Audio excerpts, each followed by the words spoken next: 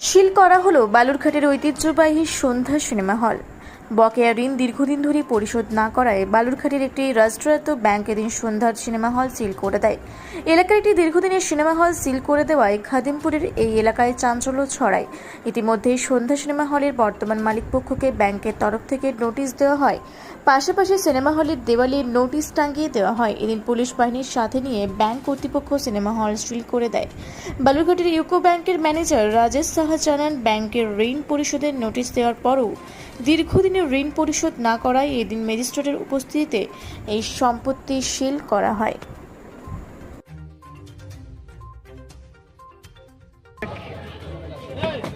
সিলটা কি জন্য করলেন বলেন? ব্যাংকের ইয়ে ছিল, বাতায়া ছিল, দিচ্ছিল না, এনপিএ হয়েছে, এটা সাবসিডি অ্যাক্টে নেওয়া হয়েছে। আমরা সাবসিডি অ্যাক্টে ডিএম পারমিশন বার করে ম্যাজিস্ট্রেট সাহেবের হেল্পে আমরা আজকে এই প্রপার্টিটা সিল করলাম। কতদিনে বাকি ছিল, কয় বছরে? অনেক বছর ধরে বাকি আছে। তাহলে আমাকে হিস্ট্রিটা আমাকে সমস্ত কিছু করতে। আপনার নাম স্যার? আমার নাম রাজেশ সাউ। রাজেশ সাউ। Thank you. ব্যাংকের কাছে লোক লোন নিয়েছিল, তো আমরা দেখলাম 8 তারিখে একটা নোটিশ টাঙা দিয়েছে। 13 তারিখের মধ্যে হল মালিকের সঙ্গে দেখা করে কথা বলা ছিল।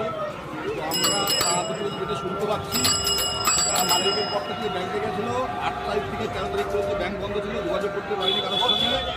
এই মুহূর্তে অনেক মালিক রিকোয়েস্ট করেছে যে টাইম চেয়েছিল, ওনারা টাইমটা নিয়ে আসতে এই মুহূর্তে ওনারা এসে সিল করে। মালিকের নাম কি? মালিকের নাম সম্পাদক থ্যাংক ইউ। আপনার নাম তো? অনন্ত হ্যাঁ, অনন্ত দত্ত।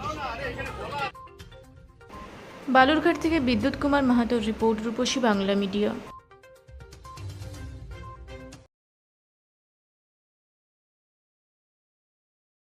পুরা ব্লকের লধুরকা গ্রামের অদূরে অবস্থিত দৌলত পাবলিক স্কুলের দখলে থাকা বেশ কিছু জমি নিয়ে শুরু হয়েছে আইনি জটিলতা। 1197 দাগের যে বেলাবহল মৌজা এবং 2239 দাগের যে লুধুরকা মৌজা, এই দুটো জমি আপনারা প্লিজ কেউ কিনবেন না, কারণ আপনারা বিপদে পড়তে পারেন, আইনি একটা লড়াইতে পড়ে যেতে পারেন। জমিটা একদম ডিসপিউটেড, ফলে একটু সাবধানে থাকবেন।